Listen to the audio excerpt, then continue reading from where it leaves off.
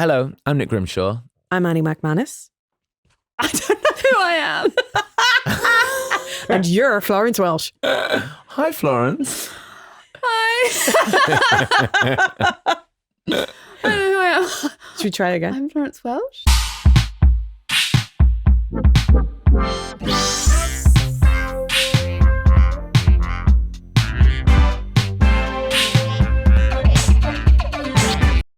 Do you want to do our swear warning just to let people know swear about the... warning. Yeah. Hi, welcome to Sidetracked. A warning, there will be swearing in this episode. Oh, yeah. Good warning. Happy Halloween! Happy Halloween. Ooh. If you're watching this, hi, we're in a drama studio. and you'll have noticed we have a very special guest. Florence Welch is with us. Hi. Hi, Florence. Thanks for having me. Welcome. It's very exciting. Your album's dropping tomorrow. Yes. Everybody scream. It's a Halloween special of Sidetracked Yes. where there's so much to discuss. Can we talk before we get into anything? I've got to talk about this room because yes, Halloween tomorrow. Yeah. We've made it slightly spooky Yeah. with candles. I wore all black. Yeah. That's all I've gone for. Annie, did you have any spooky inclination to your look? No. I went frills because I thought gothic, a little Yes. frills. It's nice. Yeah. But also Frill. cozy because October. Yeah, thank you. Yeah, Gothic autumn. So everything you see around us is some sort of prop for for yeah. So like sounds. Oh my so God, putting that's phones up and down amazing. for kettles boiling, horse, clip clop of hooves. Everything is here if you want to make any sort of noises. Okay. Yeah. Well, we'll see how we get on. Well, I also like that my dressing room was a room full of abandoned furniture in the dark. Very you. That felt very me. And also happy Halloween. Excuse me, you asked for that. That's my rider. No lights, just lots of broken furniture and scary dolls.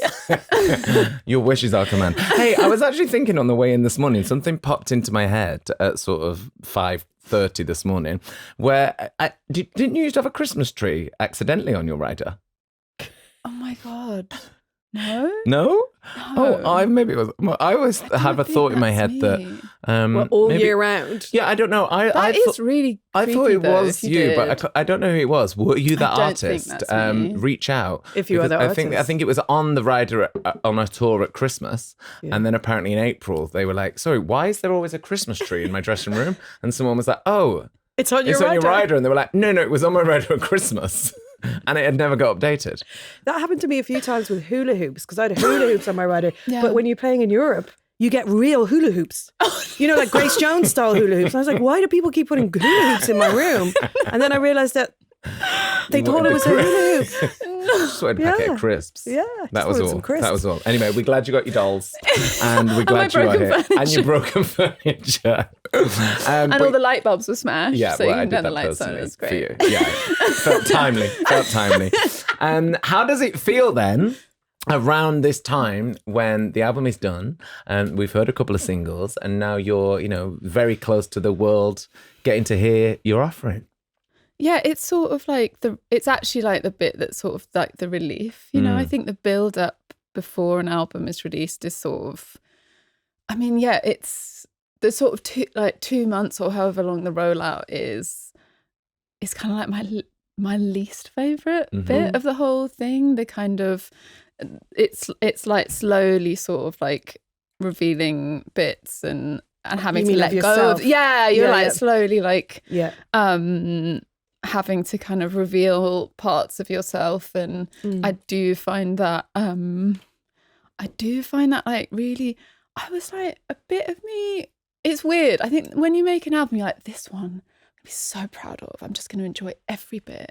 And then when it came around to releasing, I was like, oh, maybe I'm never going to like this. Do you know what I mean? I was maybe I just don't like this bit. Well, there's a line in the album where you say, don't want this album to ruin my life. Yeah. Because you're just like, well, what's going to go wrong or what's going to be really stressful? Basically, I love making things because it's also, you get to make something like behind closed doors and it's like, and then I think it's interesting because I think that this album wrestles with it a lot, is that having ambition or wanting to be an artist is actually really like at odds with my personality. Like it's really like, I'm like, okay, like I really want people to listen to my music. I actually just don't want to be seen or filmed or talk to people. You know what I mean? I quite like to put music out, have everyone watch and listen to it, but also like be completely Ignore me invisible as well. and ignore me. Yeah, just like ignore me. I think Don't that's quite discuss common it. amongst Don't artists. discuss it. Yeah. Just listen. Well, we've talked about it before with Kate Bush in it. Yeah. If you just put it out,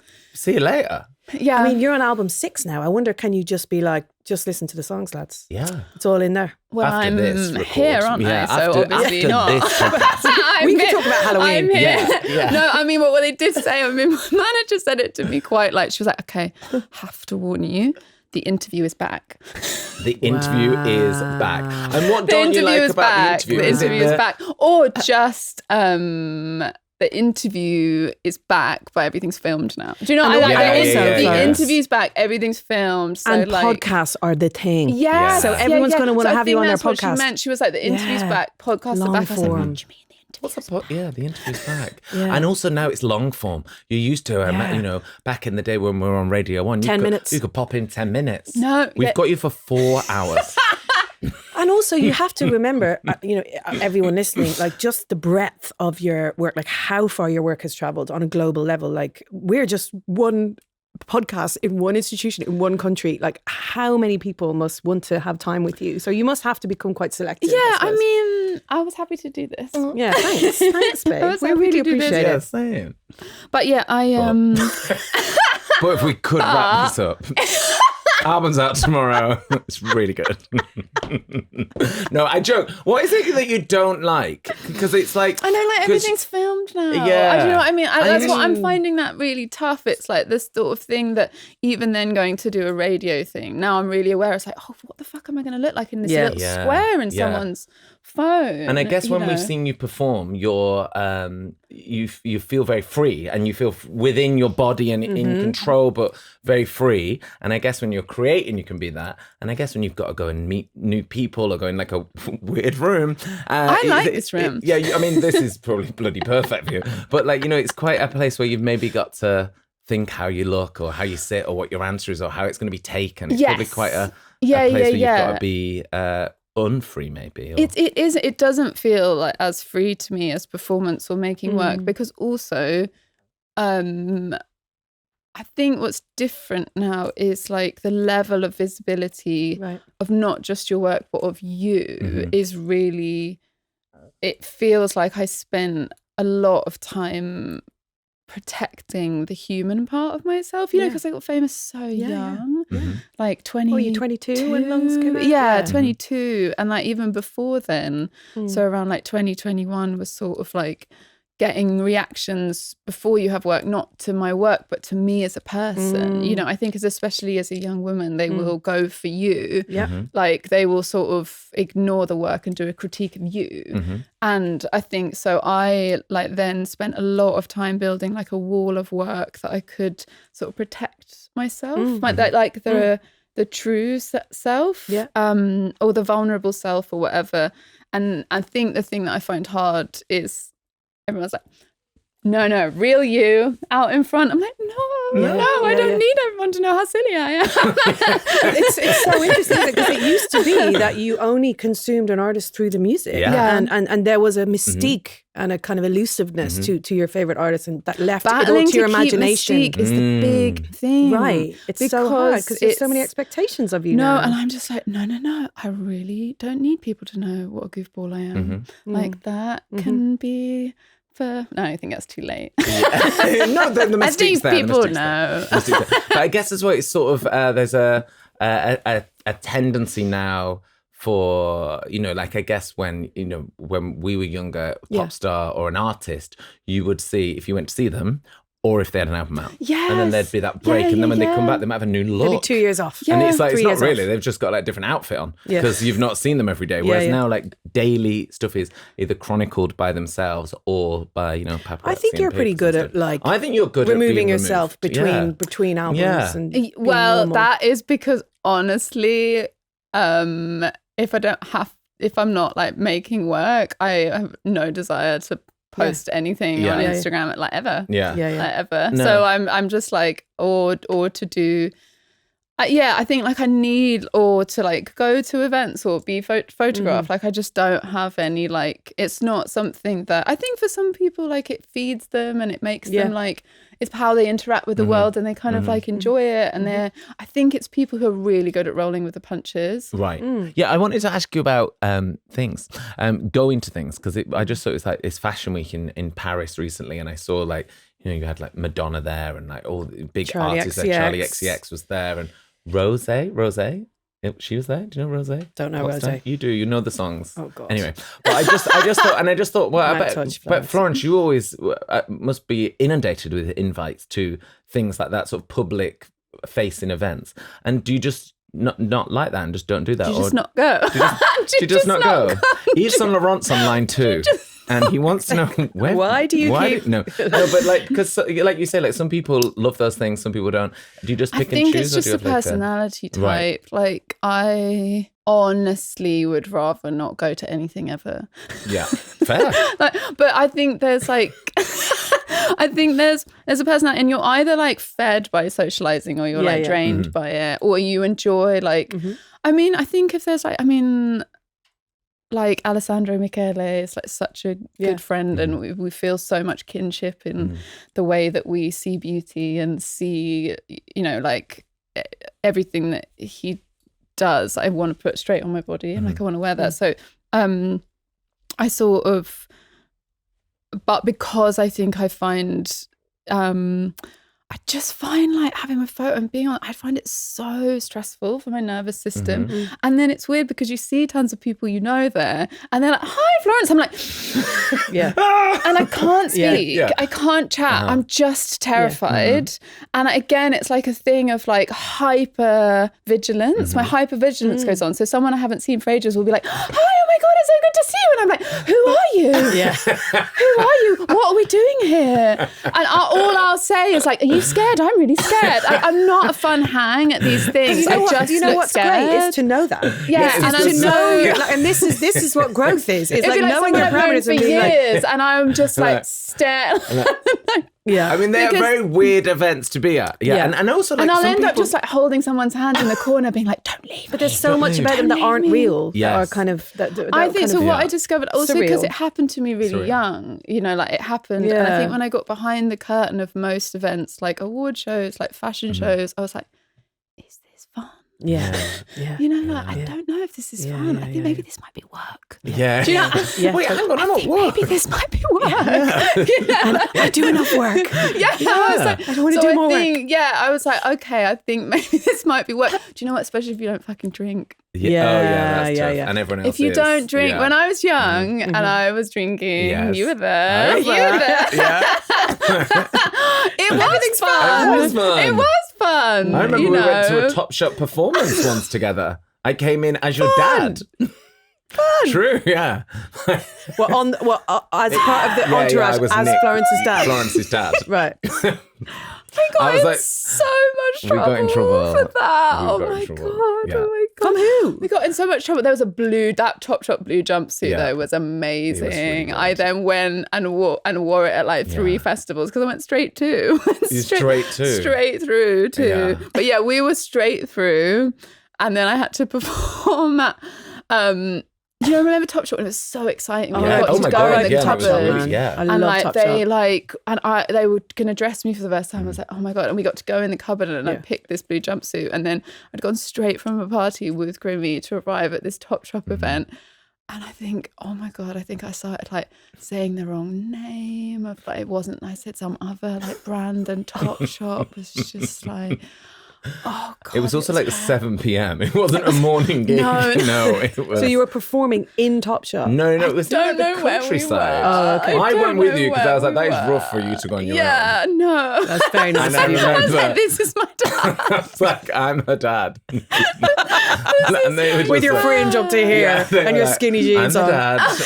And I was like, but it was started like the glitter had started. The glitter. I'd been on tour with MGMT and I'd come back very changed. Very changed. I started that tour wearing like Rob's t-shirts and like pop socks, and like it was a very like boyish thing. I love the sock and shoe look. The sock and shoe, that was it. It was like wearing pop socks and like little dresses, and then I went on tour with MGMT and came back and like covered in glitter and in robes and. But yeah, no, I think I was hanging from the rafters of that gig as well. We got in so much. Yeah. But that's growth. That's what I mean. That's what I'm saying. It was fun. It's all, do you know what I mean? It was fun. And I think like when you, like, I don't drink, it's just like there's not, it definitely is like work then. So I'm just like, okay, well, where am I going to put my energy? And actually the thing that has always remained the joy of it is making the music and performing. And then I think like it's funny that always like stayed the same, like the other stuff you think that's going to be really exciting eventually just becomes kind of like work. But actually the creation remains. And kind of what I want to say to young artists sometimes is like, no, this is the best bit. Like, don't worry about that stuff. It's all distraction. Like, that's the payoff for getting to do the creation. Don't worry about that stuff. Like where you're at now is the best bit, like the most exciting bit, playing the gigs, like making the work, like getting to know your audience. Like this is it. Like the sort of like, I mean, everyone likes a bit of recognition, do you know what I mean? But like the sort of like being very visible or getting suddenly a lot of recognition is great, but it has like huge downsides as well. Like it's actually incredibly stressful. And whenever an artist is like sort of blowing up, my main thought is like, are they okay? Like, no, absolutely. Okay? I think that more and more these days. It also accelerates now so quickly. Yeah. Like so and the quickly. Expectations are more intense. Like when you were 22 and Lungs was coming out, you weren't expected to be on TikTok and on Instagram, so there wasn't that viral that dance. There wasn't all of that. You were allowed to be essentially just you and your music. But can we talk about the new music? Yes. Can we talk about Everybody Scream? Please. I remembered. Good. We were before this podcast talking about how we've all lost our memory collectively. Not related to the Top Shot party. Not related. Well, maybe a little bit. But first of all, why, Florence, did you want to put it out on Halloween? Well, I think this album was very much about like, life and death, and like it was definitely a darker album maybe than I'd made before. I looked into a lot of folk horror, and I looked into like themes of witchcraft and mysticism and magic, and it felt like just and kind of going back to the origins of Halloween when it was sort of a pagan festival before it, was about dressing up, when it was about like the veil being the thinnest between the living and the dead. And I thought like that was the right time to do it. Beautiful. And do you, when you are thinking up or exploring those concepts, do you do that but before as kind of like a research scrapbook for the music? Yeah, I read that you went to some like place. I do. I actually end up. I like weirdly. I do a lot of research. On the last album, I sort of got quite obsessed with this medieval dancing plague, and called Choreomania. And on this one, I sort of started getting really interested in sort of like the early intersections between magic and religion and how they were much more like closely intertwined. I started getting interested in witchcraft and looking at like a lot of esoteric imagery at the Warburg Institute, which has like the biggest esoteric library there is. And so what do you mean by esoteric imagery? It's about like mysticism and symbolism, and like I found like they have also like the biggest occult librray there. So that was really fun to I just love this image of you taking yourself off to the library every day in research mode for this album. And will you do that before you write the songs to sort of set a mood and an intention, or is it intertwined, both of those processes? I think it's like this, they sort of, especially on the, sometimes it's like a bit of both. Like this, I think I'll think of something and then want to like do a deeper dive. The reason I was researching is because I think I was trying to look at witchiness like beyond an aesthetic, I was trying to look at like symbols and meaning and practices and the history of it. And like, I wanted to look at it kind of beyond just like a vibe. I wanted to go deeper into that. And sort of, I think there was like quite spooky things that happened to me. Like I would say things in songs and then they would happen and So I was like, okay, if there is something going on here, I'd quite like to like look deeper into like mysticism and things like that. Do you have any practices or any? Everyone asks me that and I'm like, oh. How you mean? In terms of songwriting? Well, no, like as in any like sort of spiritual practices in the house. Like I'm not disciplined enough. No, do you know what I mean? do I'm you? not disciplined. And also my creativity doesn't really work like that. Like I've got no discipline, which I think also applies to my sense of maybe spirituality, or I know I'm supposed to because I'm a sensitive person and I'm supposed to be like doing practices to like, you know, like keep me grounded. And I'm like, no, I just forget. I just think I should. Do you? Do you meditate?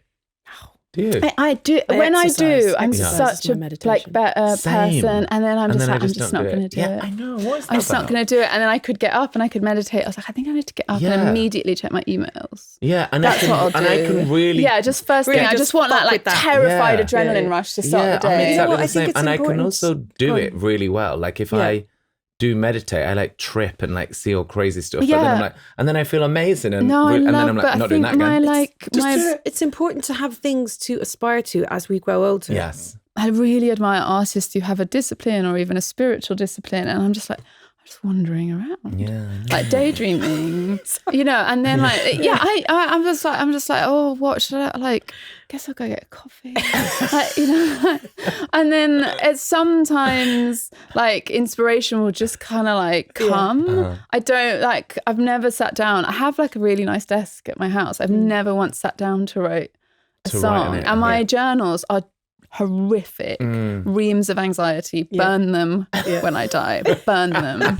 There is nothing poetic or interesting in them. It is a nightmare. Can I just say that, okay, maybe you need the journals to get all the stuff out because the songs sound like the most boring, obsessive. No, Florence, your songwriting, the songwriting on this is incredible. Yeah. Well, like, I think the wandering around again. is sort of part of it because I just kind of wander around and I'm like looking and absorbing the world slowly, and then sort of it being in motion is a big part of it. So I think I've like been on tour or traveling since I was really young, and so I do a lot of my writing like looking out of the window, going to another place, or so I think it's sort of it's transient moments. I think because also once I'm in my house, that just becomes the creative project. Yes. Like my boyfriend comes home at 11 and I'm like holding 2 hammers. He's like, what are you doing? Music or DIY? Yeah. And it's never music. And what are you doing? It's never music. In that scenario? Well, I forget that it's not socially acceptable to be hanging a painting at midnight. Okay. Right. Yeah. Yeah. It's like bang, bang, bang. And he's trying to sleep upstairs and I forget that like his head is like directly above the hammer thing. Yeah. So Sorry. I just get in the zone and I'm like, oh yeah, okay, we need to move like this from this. And then I was like hammering a painting in, and suddenly I just heard this like crazy banging from upstairs. I was like, what is that? I was like, oh yeah, there's someone here who's trying to sleep. Yeah. And are you quite a night owl? Do you come alive overnight? Yeah, it's bad. I think that it's I think it's the hammer thing. He's always like, why is there always a hammer in the bed? like there's always like hammers. Also because I'm not a measurer. I'm sorry, DIY people out there. No. I'm not a measurer. I'm just going for it. Yeah. I'm just going for it in the wall. The amount of holes in my wall. Yeah, there's so hidden behind pictures. I remember measuring my alcove with my arms once, and my dad going mad because I was trying to buy a TV. All the dads out there are so mad at this conversation. I was like, I think my finger touched my knuckles. Yeah, that's what I do. Big. But actually, because I've been doing it so much, my eye, it's very good. It is really, really good. Yeah. But yeah, all the dads out there are furious at this. Fuming. It's a gift. It's a DIY gift. The Traitors is back with a twist. This series sees this bunch of famous faces take to the castle for the ultimate game of trust and treachery. Join me, Ed Gamble, and the banished and murdered celebrities as they spill all the secrets from the round table on the official Visualised podcast, The Celebrity Traitors Uncloaked. Watch on BBC iPlayer and listen for more on BBC Sound. Right. So Halloween actually comes from Ireland, everyone. Just it's another thing we can boast about. Yeah. All these smug Irish people. It's called An Samhain. And as you said, it's about the veil between the living and the dead. Does it go off in Ireland, Halloween? Oh, yeah. Yeah. Massively. Whole weekend. Yeah, if you ever want to go and really experience Halloween, go to Derry. It is bonkers there. What happens? Just everyone, like the whole city dresses up. All ages, everyone just goes for it. It's incredible. It's not just kids. It's like all ages. I love when people go for it. I also would just like to say on record, I don't like when people just have a bought costume. I think you should have to make it. I like crafty. I know you like crafty, but... You know, people just like, I'm like, that feels less fun that it's just an inflatable from Amazon. Yeah. Well, that's exactly what I bought my child last year. Inflatable. Inflatable Frankenstein from Amazon. I'm just like... And he fucking paper loved mache. it. And it costs about £18. Those are the ones that kids want, though. Yeah. I know. Okay. I mean, I don't have kids, so... Yeah. I don't But know. listen, I would love to be the parent that does that. Yeah. But... It's just not. This is not how it. One of my out. favourite Halloween memories was making a cardboard Addams Family car. I loved Addams Family as a kid, and I made like the black and white Addams Family, and I made a car, a cardboard car, like their car, like a hearse. And I remember being at school and the teacher being like, "Right, so blow the black paint," and I couldn't not suck it, and I was like, "Oh!" And then she had to like wash my mouth out. And then she said, "Now blow the paint." And I did it like 3 times. Did it 3 times. Oh, babe. And what age were you? Like 6 or something? I was at primary school, yeah. And I can always remember it. I had all black teeth and black mouth. And she was like, you can't do that now. So I wasn't allowed to do it. Yeah. And I did it like 3 times. It was like, what a core memory. Yeah, real core memory. I can remember it so well. That's incredible. Anyway, sorry. Anyway, Halloween. Back to Derry. We need to talk about keening. Yes. Yeah. Okay. Yeah. So is there keening on the album? Well, yeah, because it basically it was like about, there's a song called Witch Dance, which was sort of about grief rituals. Yeah. And so there is a practice of keening in Ireland. Yeah. And a sound, basically it's like a sound of grief. Yeah. And it's kind of like a long, sustained wail. Yeah. Would you describe it as, or like a kind of, not even a wail, like it's a like a howl, or, howl. yeah, Howl, like it's sort of like high-pitched howl? Yeah, but it's sort of like keening. It's like, it's sort of like it was, that one was about sort of different grief rituals and things to kind of like try and commemorate loss. And there was like, but I love the word keening. And it comes from an Irish word. Yeah, Queena, which is crying. Oh. Yeah. Because Bowen's from Ireland, so we talked a lot about Irish mythology, and we were discussing like Blind Boy and the kind of like ideas of myths and this amazing. We talked a lot about this one. There's this one sacred well in Ireland where people who had mental illness would go and they would eat the cress, and they think it's because there was actual like natural sort of lithium coming from the cress and things. So we were talking about kind of like magic and medicine and madness in terms of like lots of English and Irish folk stories and mythologies.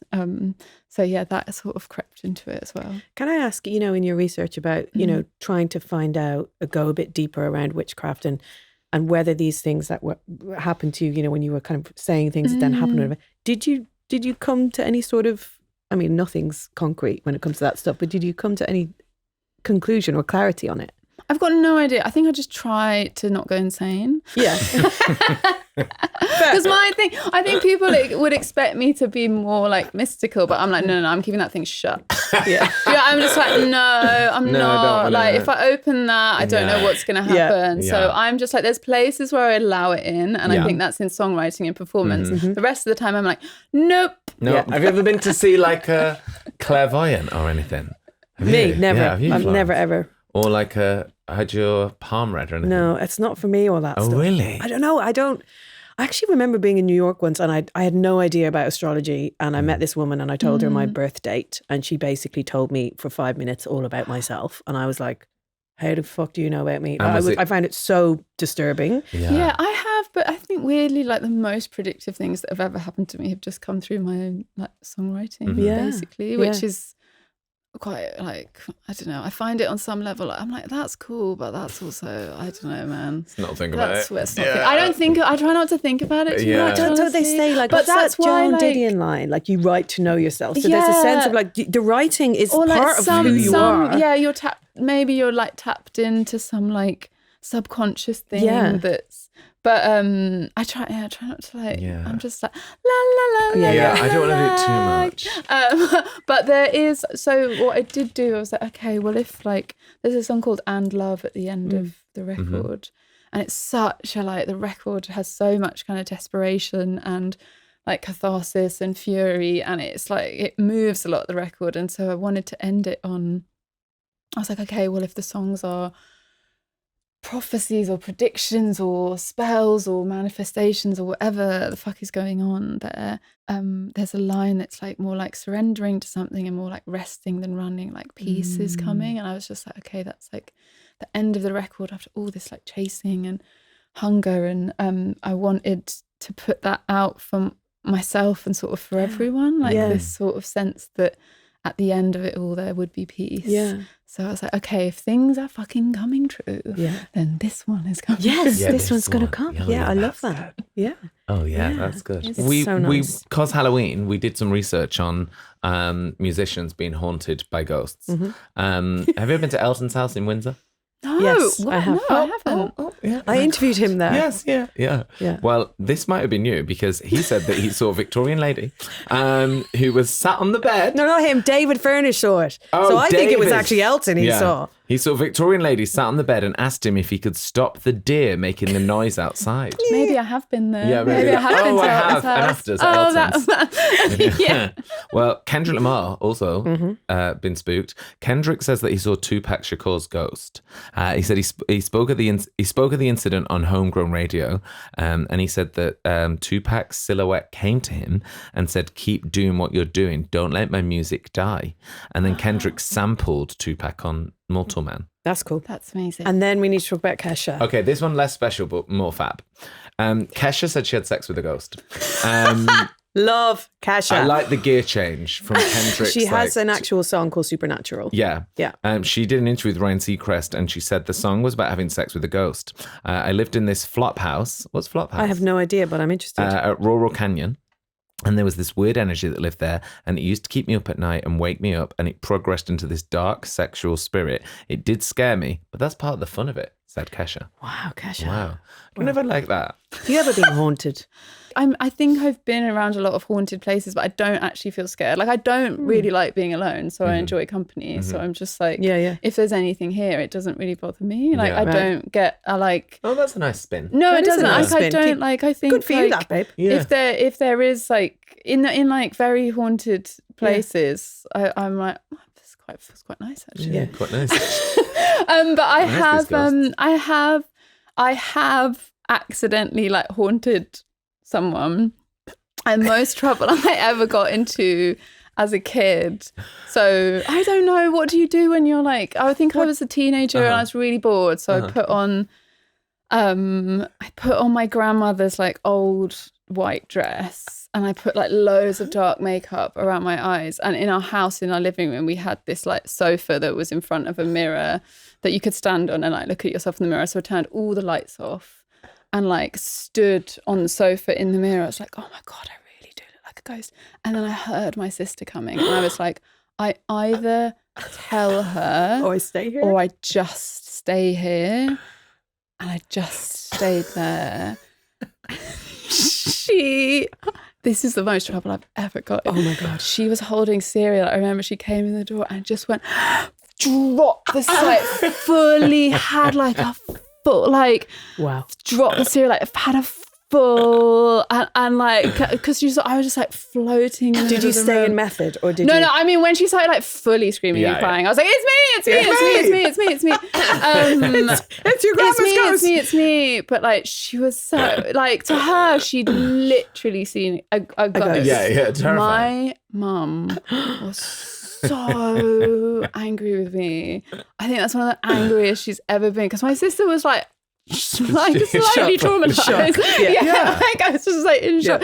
I was like, oh, and I was still in this like my granny's dress with this. I was like, I'm really sorry. I'm so sorry. I was just haunting myself like I was just standing there like, it's all right. Haunting myself. I was just like standing there being like, whoa.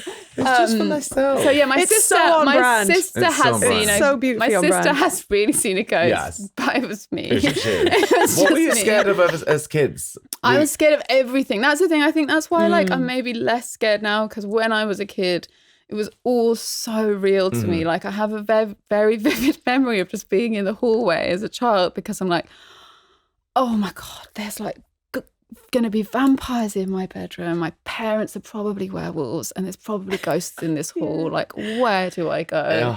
I was just It's exhausting. It was really Poor little Florence. Was exhausting. you like that? Because I was the same. I was like that. Yeah. Totally. I would lie in bed at night and imagine my demise. Yeah, and then I All the tried to different let my types of things. parents let me sleep with garlic.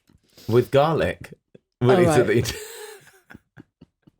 Vampires hate They it. said no. They said They said no. no. Okay. I remember having. They said no. I was like, they would say that because they're werewolves. They're on their side. They would say that.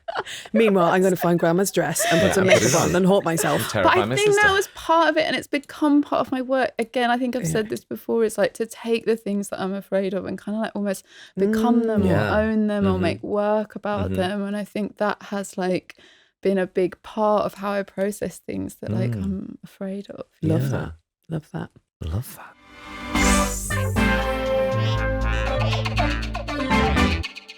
Every Halloween, right, when you do trick or treating, I always try and put on a playlist and we like make the whole kind of spooky. It's like the same 5 songs every Yeah. year that just get rolled out. Yeah. We need to think of a new kind of goosebumpy. Because I think you could do more of a inducing. mood. Yes. So you could do like Susie and the Banshees or, Yeah. you know, The Cure. Yeah. Sad Cure. Any Cure. Not any. Cure. Some's too happy. joyful. Friday, My Love, or whatever. Yeah. It's too happy. But yeah, But you anything could do from more the like last a album. mood to Yeah. Enya. Oh, Anya's good. That's Florence, a sort of spooky mood. do you have favourite spooky songs? Well, I'd actually like, it was, And when I say spooky songs that give you goosebumps, those kind of like... I Well, think, definitely the Kesha, you were saying the Kesha Supernatural song. Stop it, Grit. Really special, really moving. well, actually, like, I think Bowen actually introduced me to this group called Oxen, OXN. Oh, yes. They're part of Lancome. Ray D. Pete from Lancome's Yes. in it. Yeah. Yeah, Oh, that's good. yeah. That's good. Yes. That's good. Also, Also, have you heard of Lisa O'Neill? No. Oh, I think you'd love her. So I got Yeah. incredibly into Oxen, especially while we were making this record. And I think the track that absolutely just gave me goosebumps after goosebumps is The Trees They Do Grow High Yes. and Cruel Mother. And Yeah. it's and I think I just was like so like blown away by those songs. And actually there's a song, you know, because this album had so much fury in it. I was also listening to Lingua Ignota Okay. as well. And there's a song called Do You Doubt Me, Traitor, which is just like, wow. By the end, she's just guttural screaming. And that was, and also I think it was funny because as I was making my albums, like some other friends who are artists were making their records as well. Like Abigail from The Last Dinner Party they were making their record, and Ethel was making her record. So we were doing a lot of like As in Ethel Kane. Ethel. We were doing a lot of like album swaps of like what we were listening to, and Abigail sent me this album called by Anna von Hausenwolf, which is called Theatre of Nature, which is incredibly like spooky, like the instrument. And then it got me really into kind of like orchestral organ music, and Okay, Ethel yes. Now we're loves talking. that so much. And I think she also she sent me like this amazing artist called, I have it written down. Don't I worry, didn't write okay. this. Oh no, yeah. So this was it. Hilary Wood's Act of Light. So I Okay. think some of the most like spooky stuff you can listen to is just like atmospheric instrumental things. I love Oh, that. yes. I love that. We should add those to the show notes. Yeah, we'll put them in the show notes so anyone you can get go and source the them. recommendations. And what else? But I was also like, there was an artist called Judy Sill who I was Oh, sort yes. of CMAT's a massive fan of her. yeah, and her life is like sort of fascinating and tragic, and she was really interested in like religious iconography and the occult, and I sort of discovered her as I was making this record, and was getting very interested in like 70s folk, medieval folk, the folk, like the kinds of folk that like has these like mystical elements to it. And yeah, Judy still like the donor, and Jesus was a cross maker. Yeah. And so I was looking a lot at that, and PJ Harvey White Chalk. That was a big influence. This is my list. I love that This is you've come list. prepared. Come prepared. Yeah, and there's also like a terrifying song if you want to be really scared, called by Swans, this band called Swans, called It's Coming, It's Real. Oh, Jesus. So if you want to just put that on really loud, I'm going to scare all the kids away. terrified. Oh yeah, get that. And I then love you'll have like quite the gang around yours now, knowing that this is the playlist down blasting from your Love kitchen. it. Yeah. Thanks, Pitchfork office, Florence. trick or treating. but yeah, around yours. for a while, like me and Abigail, and then like me and Ethel were just swapping like really doomy instrumental organ music. But isn't it lovely when other people like what you like? Yeah. I love that. I love going to get into a bit of an orchestral organ this weekend. I hear like there's Abigail introduced me to an amazing artist called Storefront Church. Wow. Have you heard that? No. Storefront Church. Yeah, that will give you goosebumps. Okay. Storefront Church. Thank you. Right. Love the sound of this. Is someone writing all this down? Yeah. Yes. Okay. Good. But yeah, it was really nice to have like, you know, friends who were also going through the process of making a record. I like the idea of a whole scene happening, how's it like going? a kind of musical journey, a musical like thing happening as a result of those swapped. Yeah, the swaps. Everyone's record just sounds like doom. I want to talk about, we should talk about the record, of course, because Annie and I both got a sneak listen of it ahead of it coming out tomorrow.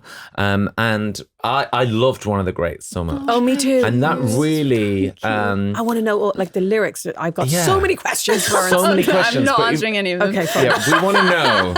Line 2. No. Who are you talking about? I know. No, I kind of don't want to know. Because I always don't want to... Do you? Yeah.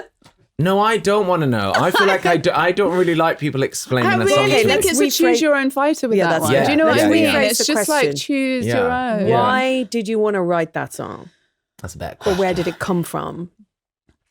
God, what did I... Because that was written quite before. It was written... Yeah, because I'm talking about being 36 and I'm so tired then. And I'm 39. I'm just like, oh my God, I was... so young. I was watching Buffy. Oh, yeah. I was watching season 6 of Buffy, you know, when she like comes... Do you know I've never watched Buffy? What? Me neither. What? Never. What? No. So sorry. And one of my friends is obsessed. I feel like I've really let you down. She- We need to do this. Oh my God. Okay, so you're going for the context of Yes. this record, you're just going to have to go Oh, really? watch it. Okay, Yeah, I'm you're down. gonna have Okay. to watch like Okay. Yeah. So I know all the 7 gist. fucking seasons. She hates... to get to 6 and 7, which are my favourite seasons. Okay. And I think this is album 6. Season 6 of Buffy is one of my favourite And there's seasons. a line in the album about season 6. Yeah. It's your troubled hero back for season 6. Right. Yeah. I really wanted to put the phrase "it from beneath you." If you had watched Buffy, you would know exactly what the fuck I'm talking about. I mean, we should try. We'll do it. And she's the vampire slayer. And then there's the 2 guys. One's called Angel. No? This is, that's the 2 guys. I'm as far as the Vampire Slayer. I can't go any further than Angel that. and Spike. Spike. Yeah, Spike. I used to be on BBC 2 when I get like on a Friday night maybe. I think it was I think it stopped showing in the UK, so I actually only saw season 6 and 7 much later. Right. I was obsessed with it, but I think like that it just blew. There's a musical episode in season 6 which is unbelievable television. But basically, she comes back. Spoilers now. Yeah. But she comes back from the dead in season 6, and there's like a bit of like. So that, you know, everyone's like, oh my God, yes, we brought her back from the dead. But then eventually she reveals, she was like, guys, I was like in heaven and you brought me back, and actually like earth is hell. I don't want to be here. Yeah, I don't want to fucking be here. Yeah. So there was this like, and so I think I was just thinking about a song that started with like someone coming back from the dead, basically and being like, what the fuck is this? You know? But you were also talking to something or someone or some entity. Yeah, and I was thinking about like the sort of that song was almost about like the monstrousness of greatness and like what it requires of you, what you have to do to get it, like the sacrifices, and does it feel more monstrous to me because I'm a woman? You know, like I was like, is actually my ambition, do I see that as something almost more like it's like the sort of like violence of being an artist and like the sacrifices that you have to make in terms of like your personal life, like give it to the art, like your time, give it to the art. This sort of like, it is like feeding this beast all the time. I mean, it's such an excellent song, and it really, I remember. What's crazy about it is that now when I hear it, it takes me back to exactly where I was where I heard it. Right. Which is so really good weird. song. And it happens every now and then. I think it was like the fury of it and just pure honesty. And it really stopped me in my tracks when I first heard it. And now whenever I hear it, it takes me back to, I was just getting on the tube and I was like, oh, it was longer than I thought. So I waited outside the tube for it to finish because signal. And it's really stayed with me, the song. But you come across so powerful in it. Yeah. And also that, you know, the kind of compounding of that with the line in the song that says about, it's funny how men don't find power sexy in women. Yeah. But like, I think in this whole, everything we've seen, these 2 videos, you just come across so like wholly yourself and so realized as an artist and so just so sure of who you are and what you want to say, and it's just incredible to see. I think that's it. It's the sort of sense that like I got there as I feel so much more comfortable in who I am, but it took sort of being young and almost like I feel like especially in the UK, around like I don't know if it happens so much now, but like when I first came up, there was a sense that you're pillarized and then you have to be torn down. Yes, you know, especially in the UK. Yeah, in the UK, they're like, you're amazing. Like, don't get too like big for your boots. Like, and so I sort of had to go through that in a way. And I think there's a line like, everything I thought I wanted and cried hungover in a hotel closet. Yeah. That is me crying in a cupboard after I'd won the Brit Award the next day, like just weeping, like I won like best album on my first record, which is also like, where do you go from there, guys?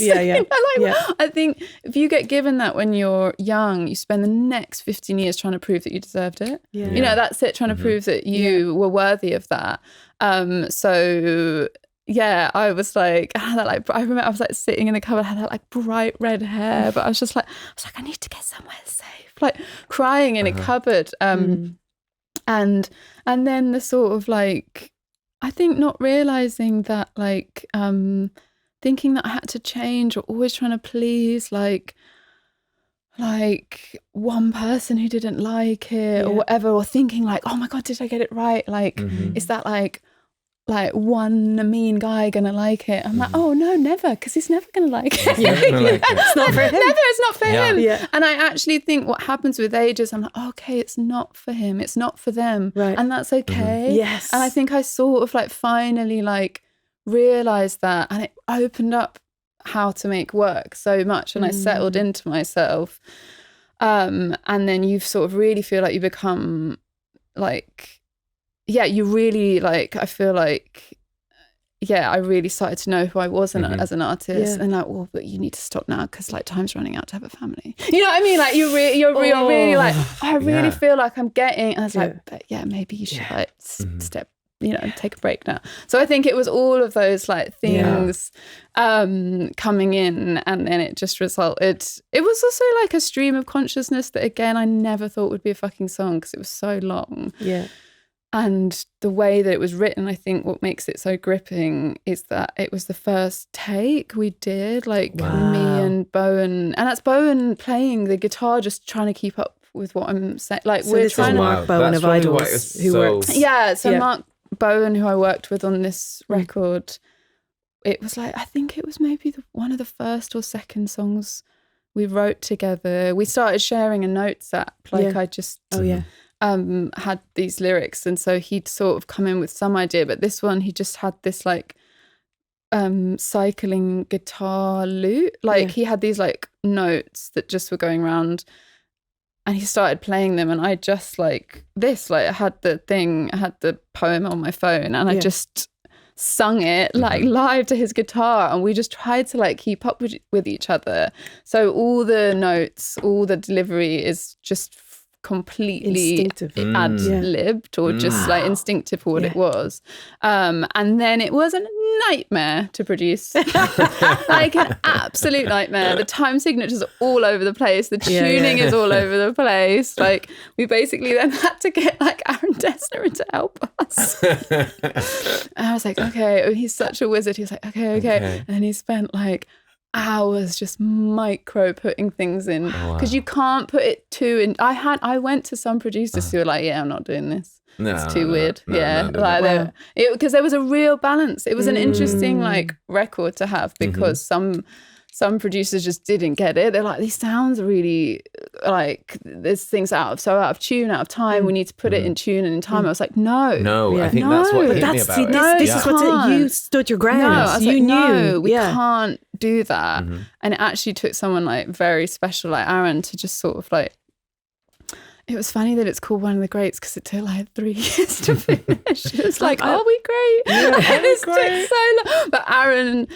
your part was fantastic. So we did do it. Like me and Bowen like did do the first bit in one take, but the finishing it we did. So Aaron was amazing because he really got that like the timing and the tuning had to be imperfect and basically just did like tiny adjustments to make it releasable. Well, I think it just really, I mean, that really makes does. sense because, like I say, it really struck me and it really stayed with me. What are your plans for release day? I'm hopefully, I think we'll be doing a small show somewhere. I think in a record store. Yeah. And yeah, I think just be Gorgeous. released. That sounds lovely. Really. Sounds great. Yeah. Well, massive And congratulations. anyone who listens on to, it. just make sure you have someone you can call afterwards. Yeah, please. Listen to the album. Listen to the album, but make sure you have a friend you can call. It's a really wonderful record. It is so wonderful. It really, really is. It really Massive is. congratulations on it. And I know everyone's just going to totally fall in love with this record. And thanks for being with us. So good to have you back. It really, really is. So yeah, thank you for spending the time with us. Yeah, thank you. Happy Halloween.